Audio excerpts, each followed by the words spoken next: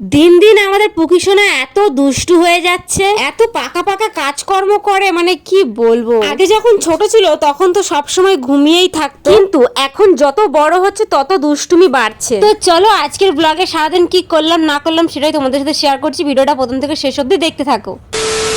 Hello viewers, আমার নাম সোনালি, আমি থাকি পানাগড়ে। এতদিনে তোমরা জেনেই গেছো যারা যারা আমার ডেইলি ব্লগ দেখছো। প্রত্যেকদিন আমাদের সকালে ঘুম কি করে ভাঙে জানো? এই যে এটা হলো আমাদের অ্যালার্ম, মানে আমাদের পুকিসোনা সকাল হতে না হতেই ও কান্না জুড়ে দেবে, ও বাইরে যাবে ঘুরতে। এটা হলো ওর প্রত্যেক দিনের রুটিন। সকাল 5টা বাজতে না বাজতেই কান্না জুড়ে দেবে যে ওকে এখন বাইরে নিয়ে যেতে হবে ঘুরতে। ও যে এত ঘোরা পছন্দ করে, ওর যদি খিদেও পায় না ও কান্না করবে না, ওকে ঘোরা ও তাতেই সন্তুষ্ট। আর কি বলতো, এখন যত বড় হচ্ছে তত ওর দুষ্টুমির কোনো শেষই নেই। আগে যখন ছোট ছিল সব সময় শুধু ঘুমু ঘুমু করতো, কিন্তু এখন সারাক্ষণ শুধু দুষ্টুমি আর দুষ্টুমি। জানো তো আমাদের পুকিসোনা না এখন একটু একটু বসতেও পারে, আর সব সময় এত যে কি কথা বলে আর এত চিল্লায় আর কি যে বলে করে, আমরা তো কিছু বুঝতেই পারি না। যাই হোক, আজকের এই ব্লগটা কিন্তু দুদিন আগের ব্লগ, তোমাদের সাথে শেয়ার করতে করতে অনেকটাই টাইম হয়ে গেল। আসলে কি বলতো, ঘরের এত কাজ রান্না বান্না করতে করতে কখন যে টাইমটা পার হয়ে যাচ্ছে। আবার দিন দিন আমাদের পুকিসোনা এত দুষ্টু হয়ে যাচ্ছে যে রাত্রেবেলা ঠিক মতন ঘুমাচ্ছেই না। তাই